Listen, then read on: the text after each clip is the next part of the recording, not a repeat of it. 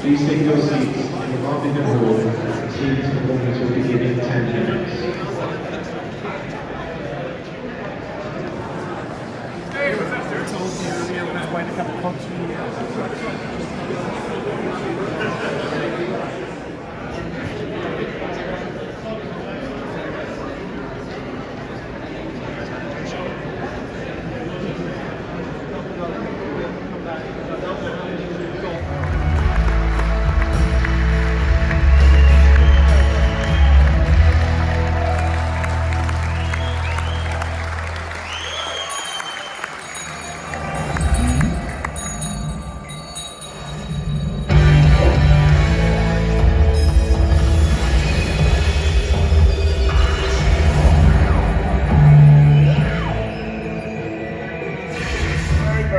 Geddy to ask me. He asked me because I wrote a book called Jews Don't Count. I brought up the subject of Jews. That's made people a bit uneasy, I can tell.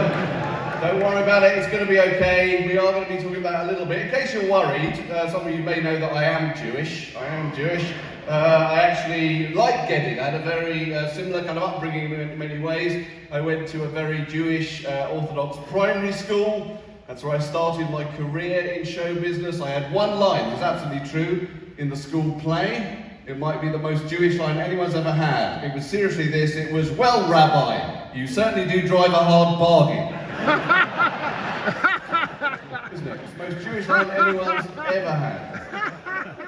I could do more jokes, but maybe you don't want to hear that. Well, maybe you do, but I think I know why you're really here. Could you please welcome my brother, Baddiel.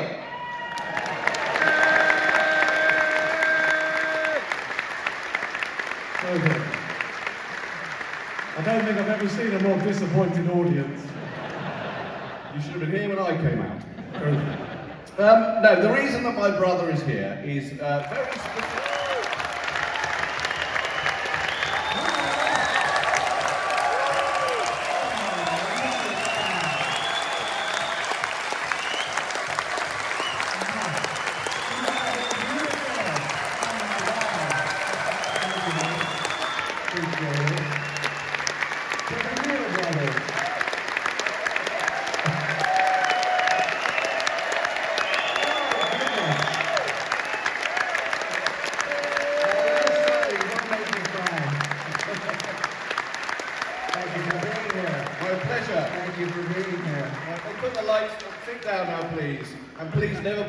On this audience again.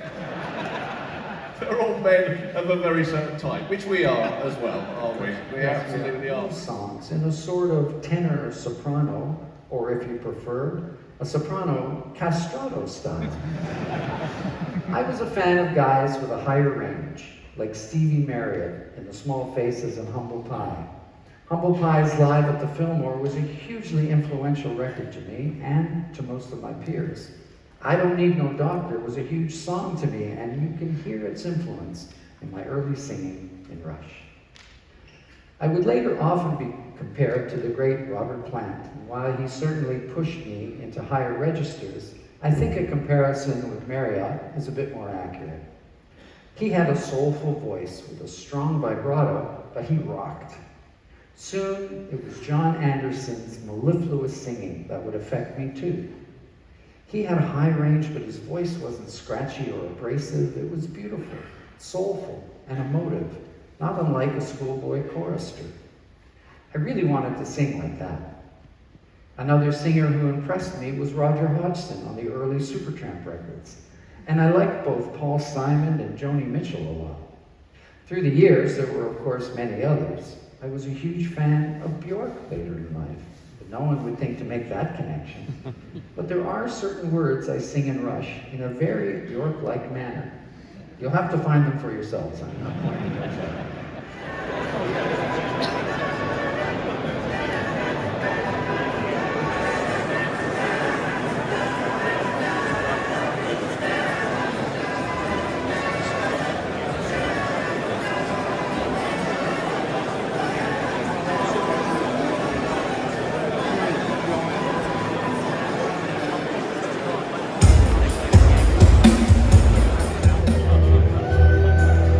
You are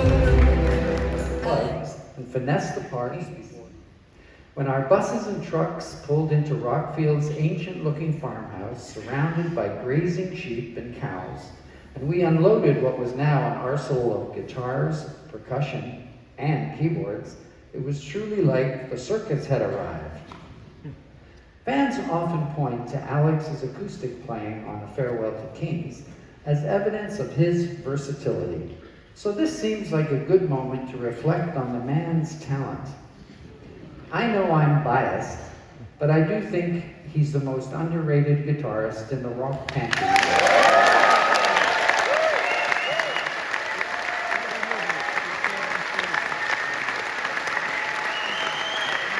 Clearly, you guys appreciate him, naturally. But I don't believe he's gotten his due from the mainstream or critical rock world. Neil and I used to call him our musical scientist, for he is surely one of the great chord inventors, creating his own inversions and unusual intricacies of arpeggiation. He's a fluid and dexterous riffologist, one of rock's most original soloists, a confident and emotive blues rock guitarist at only 18, who went on to develop his own blend of heavy rock, blues, classical, and more. Is that enough sucking up for you, Lerxst? His genius is one of spontaneity, his best ideas mostly coming in flashes and sparks that you have to grab in the heat of the moment. Get too methodical with him, and he'll lose interest. From our earliest days writing, I'd keep a tape machine beside me, even just a cassette player, because so often, without even thinking, he'd play a figure that was just brilliant.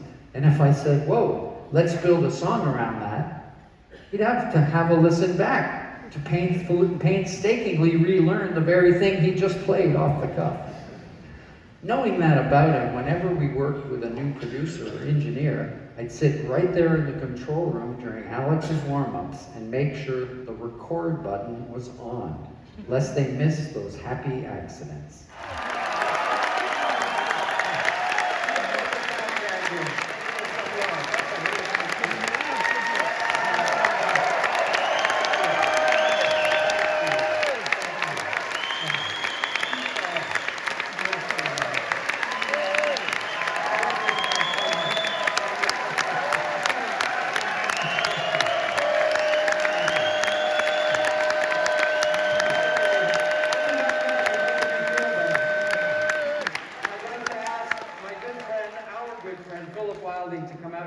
With this Q&A. There he is. Come on, folks. We know how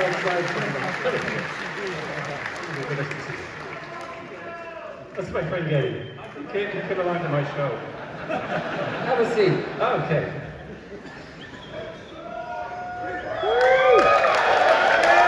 Yes, it's him. Can we have these monitors up a tiny bit, Hanson? Thanks. We love you. We love you. Hey guys, just one thing. It's fucking Lesh.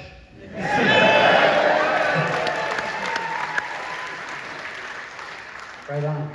We will be heading into the questions that you sent in to us this evening, and we've had about 500 questions, and whoever said no such thing as a stupid question is a fucking idiot, because we've had some shit. Not least the one from Al. But before we get into that, before we take your questions, one quick thing, Geddy. This evening we've heard 2 new old songs. Would you like to explain to the audience what they are and how they came to be? Okay, yeah, so beside my pedals, and someone had snuck a teeny tiny drum kit out in front of Neil's massive kit. And Pete Way would be shouting, Glee! Called me Glee. Glee! Drink some milk of paradise!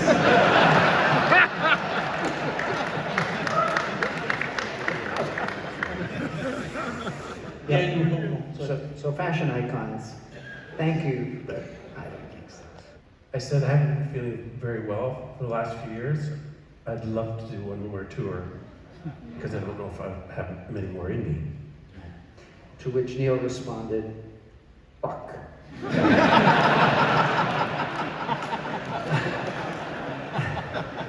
And he said basically, I said to myself before this meeting that the only reason I will change my mind is if Alex wants to do another tour now. And so he went back to his hotel room, he paced the room, said fuck about 600 times, and then wrote us a note saying that, okay, he accepts that rather than retire, he is now resigned to the idea of doing the tour. And in fairness to him, he didn't complain. He just went on about, ordering a new drum kit, and off we went. Alex was healing. And so then we designed the R30 tour. And when it came time to discuss how many shows Neil was willing, R40 tour, how many shows Neil was willing to do, that was very touchy because I was really proud of the show we were building and I wanted to take it everywhere. But he gave us a mandate of around 25 to 30 gigs and that's it. And I don't know how many times we tried to change his mind. And when those kind of meetings took place, we really didn't want to have it personally. We would let our manager try to talk him into it, so it didn't interfere with our working relationship. But he was adamant, and that was it. And so that's the reason we never came to the UK with that tour. I'm sorry about that. We wanted to, but...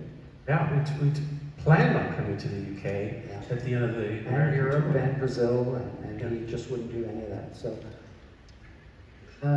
as the tour progressed, what was a spectacular tour from a personal point of view, and as we got to the end, it was really the first time there was a schism between us where Alex and I were getting sadder and he was getting happier. And then of course the tour ended and nothing really was said.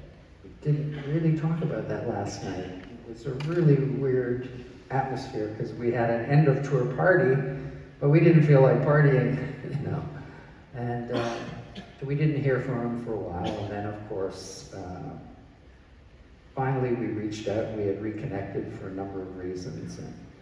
And it all started coming out in his emails, where he would say that, he's really happy and he's a librarian at his daughter Olivia's school, and and we were like, well, how can you be resentful about that?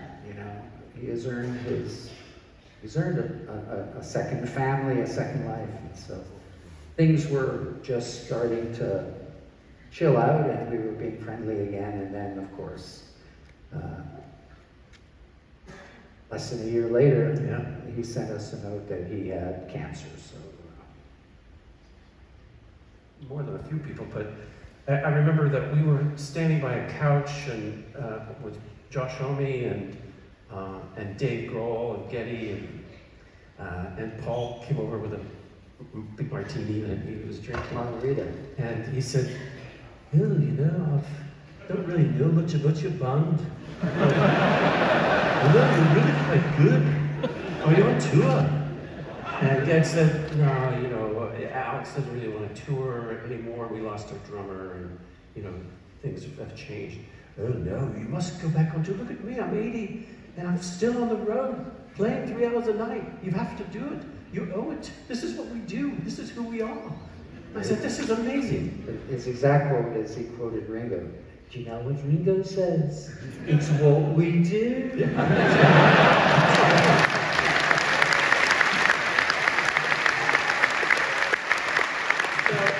So this guy says, So I said, "It's amazing, Paul. Why don't you be our manager?" And he said, "Oh, okay, I'll be your manager."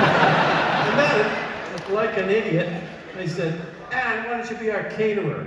And he said, "Okay, I'll do that too." And I immediately regretted it because he was a vegan.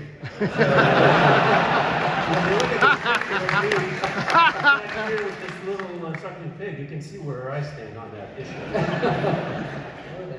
if we could have Dave and Ivor. Yep.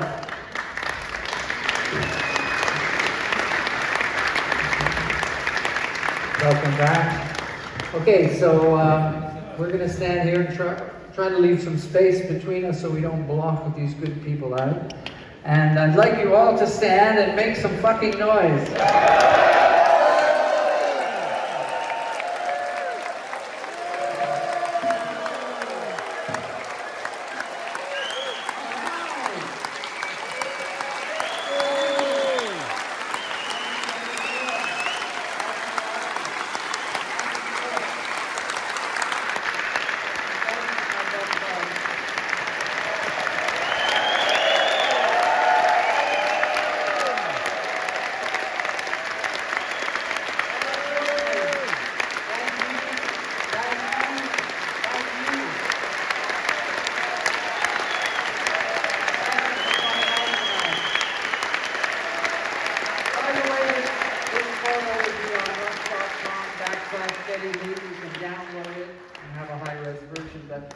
I sincerely want to thank you all for showing up tonight and for always being a part of my effing life. So, thank you.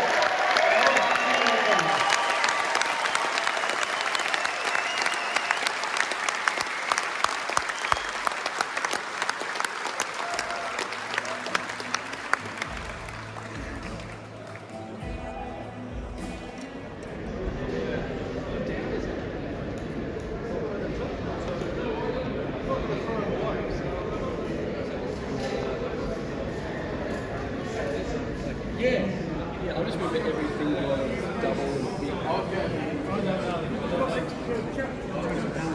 I'm not sure.